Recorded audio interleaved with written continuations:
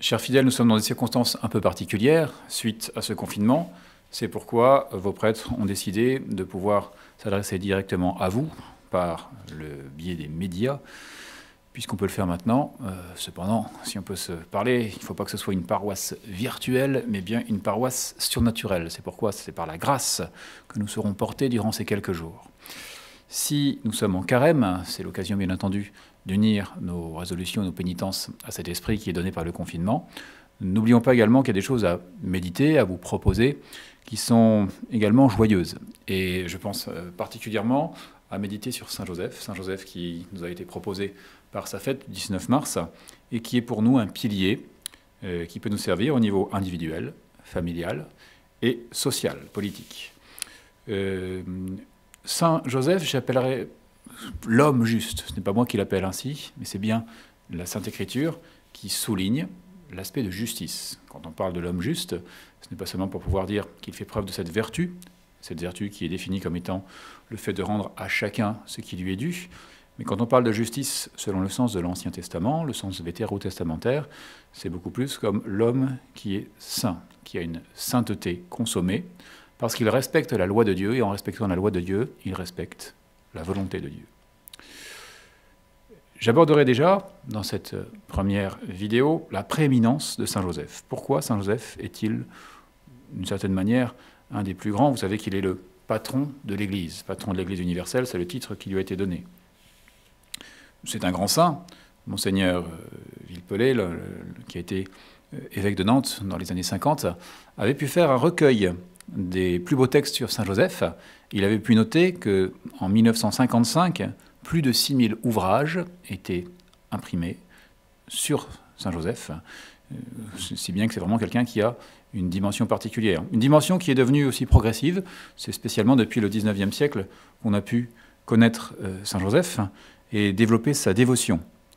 Sachons par exemple que c'est en 1870, plus exactement le 8 décembre 1870, suite à l'invasion de Rome, que le pape Pie IX a demandé sa protection particulière sur l'Église.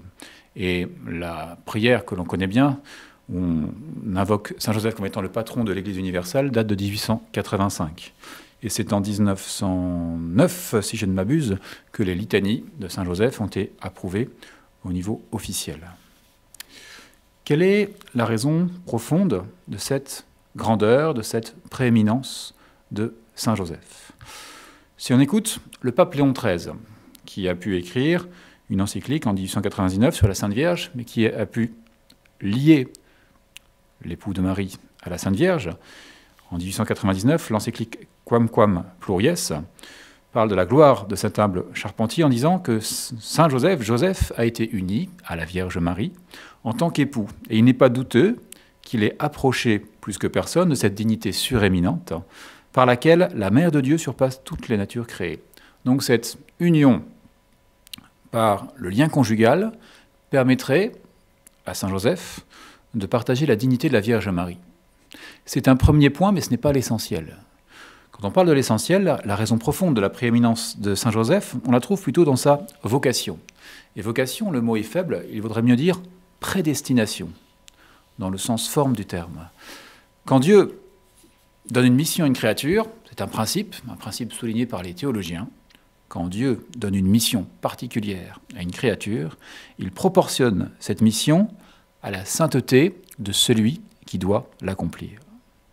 Une mission divine, exceptionnelle, requiert donc une sainteté exceptionnelle. Nous pouvons déjà l'observer chez Notre-Dame, effectivement, puisqu'elle est destinée à être mère de Dieu, c'est son titre qui lui a été donné, et pour cela, elle reçoit le privilège de l'Immaculée Conception.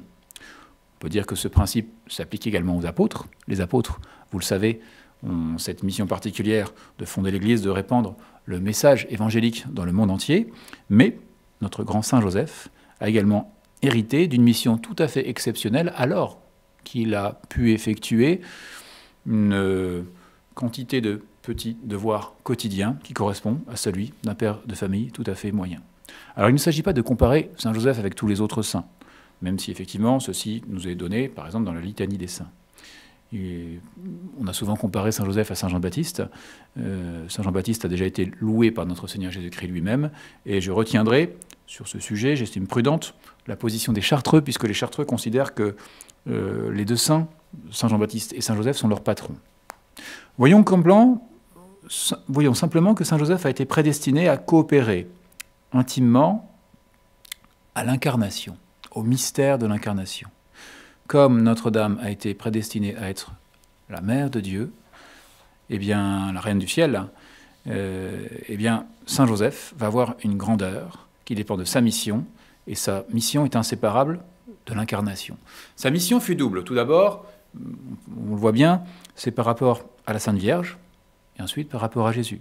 Par rapport à Marie, qu'il a su protéger, qu'il a pu préserver dans son intégrité, et par rapport à notre Seigneur Jésus-Christ. Saint Joseph a veillé sur l'enfant Dieu, mais on dit habituellement qu'il est le père nourricier de Jésus-Christ, comme son père adoptif. Il a également contribué à son éducation. Ce n'est pas seulement un père nourricier, il n'a pas ce côté, on pourrait dire, matériel qui est avant tout présent, mais bien celui de sa mission de père de famille qui est là. Et il est intervenu au niveau surnaturel. Quand on parle donc de père adoptif, cette qualité de père adoptif n'intervient habituellement que comme un accident. Et ceci n'est pas accidentel pour Saint Joseph. On est bien, puisque Saint Joseph était présent dans le plan divin, on dépasse l'accident. Cette paternité adoptive est un des objets, l'objet premier de sa prédestination. Les théologiens ont bien pu parler de ce rapport entre Saint Joseph et l'incarnation. Le Père Lallemand, vous avez plusieurs Pères Lallemands qui existent dans l'Église au niveau spirituel, je citerai le Père Lallemand du XXe siècle, il y en a un autre qui est du grand siècle, dit bien que Joseph apporta pour l'incarnation un concours social. La Sainte Vierge a été une cause physique de l'incarnation par son corps. Saint Joseph, lui, était là comme étant une cause qu'on appellerait morale, c'est-à-dire que l'Évangile insiste sur le concours voulu par Dieu dans le respect de notre nature et dans l'intention de tirer le suprême profit de l'attitude du père de famille à être sanctifié. On voit que Saint Joseph était présent comme le modèle du père de famille. Saint Luc va insister en disant bien que la Vierge était sous l'autorité familiale de Joseph. Ça a bien été précisé par l'Évangile, et si ça a été précisé, c'est bien pour pouvoir dire que tout ceci se fait selon l'ordre social. Vous avez toute une généalogie du Christ dans l'Évangile, qui m'a montré pour pouvoir souligner cet ordre social, montrer l'autorité, comme César Auguste qui a donné ce recensement. Tous respectent l'ordre social et l'ordonnance de la divine sagesse, est là pour que Saint Joseph intervienne pour marquer cet ordre de la famille. Et ceci se fait dans un ordre particulier. Saint Joseph, donc, est là pour respecter cet ordre social et familial, et dans cette période particulière, les pères de famille doivent respecter cet ordre familial, puisqu'ils doivent notamment diriger la prière familiale. Si on ne peut pas aller à la messe dominicale, c'est bien à vous, messieurs, de pouvoir prier en ce sens. Vous êtes le représentant de Saint Joseph, et Saint Joseph est représentant de l'autorité paternelle divine. Mais on dépasse avec Saint Joseph cet ordre habituel de la nature, on dépasse presque l'ordre de la grâce, puisque les théologiens, et pas n'importe quel théologien comme Garrigou-Lagrange, le dominicain, nous dit bien que certains théologiens disent, comme lui, qu'on est dans l'ordre hypostatique, c'est-à-dire qu'on entre dans le mystère même de l'incarnation lorsque l'on touche à Saint Joseph. On dépasse presque l'ordre de la grâce, parce que l'ordre hypostatique, vous savez, c'est l'union en Jésus-Christ de la nature divine à la nature humaine. La Sainte Vierge intervient directement, mais Saint Joseph intervient indirectement. Il a, pour cela, une prééminence particulière, une place particulière que d'autres ne partagent pas. Et des grands saints sont là pour pouvoir parler, ou des théologiens, de cette grandeur de Saint Joseph. Saint Joseph est si proche du mystère de l'incarnation qu'il a vécu à son niveau comme une annonciation comparable à la Sainte Vierge. Quand vous voyez Notre-Dame, vous savez qu'elle a toujours l'ange Gabriel qui est venu lui proposer, et elle a répondu par son fiat. Et à Nazareth, vous savez que Saint Joseph a cru de son devoir de répudier secrètement la Vierge Marie. Il l'avait épousée, mais elle ne disait rien alors qu'elle était enceinte. Et c'est bien un ange qui a pu lui apparaître pour pouvoir résoudre son dilemme. Et on voit les anges qui interviennent pour parler à Joseph. Joseph obéit, Joseph intervient, mais il y a toujours cet élément comparable à l'annonciation de la Sainte Vierge pour montrer que Saint Joseph participe à cet ordre de l'incarnation. Quel est le caractère propre, quel est le caractère spécifique de la mission de Saint Joseph? Écoutons Bossuet, qui a admirablement mis en lumière cet aspect. Il nous dit, entre toutes les vocations, j'en remarque deux dans les Écritures qui me semblent directement opposées. La première, celle des apôtres, la seconde, celle de Saint Joseph. Jésus est révélé aux apôtres pour l'annoncer à tout l'univers, c'est l'œuvre des apôtres de répandre l'Évangile. Il est révélé à Saint Joseph pour le taire et pour le cacher. Saint Joseph est protecteur, mais en même temps, il est celui qui est silencieux. Les apôtres sont des lumières pour montrer, et le montrer au monde. Saint Joseph est un voile pour couvrir Jésus-Christ.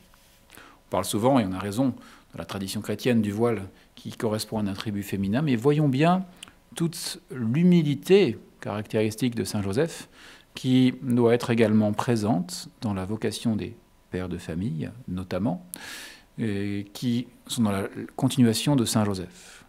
Saint Joseph sera présent dans la famille, mais puisque nous avons particulièrement besoin de prière pour notre pays en ce moment, n'oublions pas qu'il est présent également dans les nations.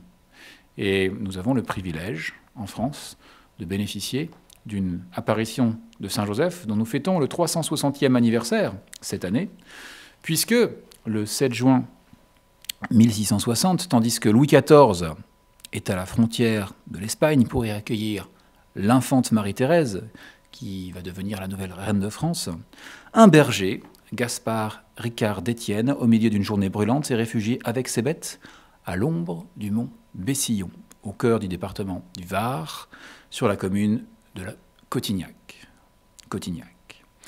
Il est très éprouvé par la soif, car il a depuis longtemps épuisé sa gourde. Et tout d'un coup, un homme d'imposante carrure surgit devant lui, en montrant une roche, et lui dit « Je suis Joseph.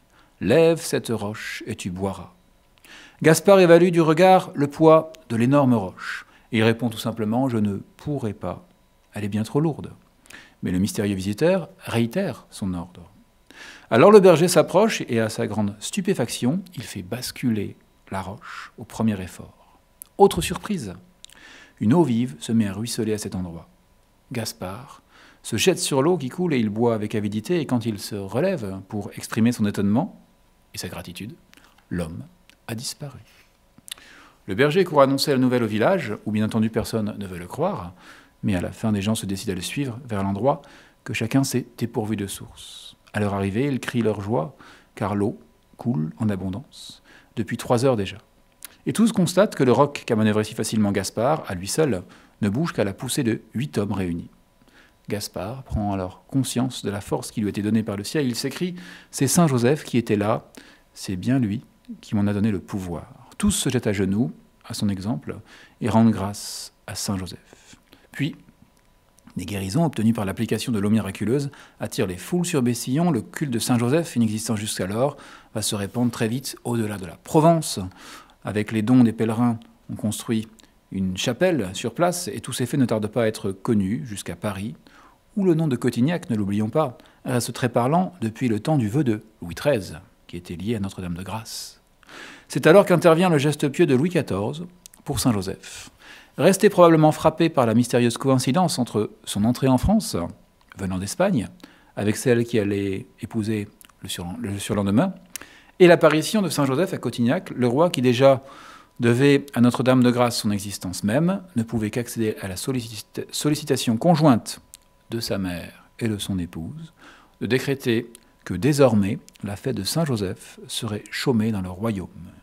Puis le 19 mars 1661, le roi consacra la France à Saint Joseph, comme son père l'avait consacré à Marie 23 ans plus tôt. Nous sommes dans le mois de Saint Joseph, profitons donc de ses grâces. Nous savons que sa prière est quelque chose qui nous apporte de nombreux soutiens, puisque vous avez pu tenir jusque-là pour pouvoir écouter la bonne parole. Je vous donne une petite histoire. Une jeune fille nommé Philomène, âgé de 19 ans, gardait le lit depuis le 5 septembre.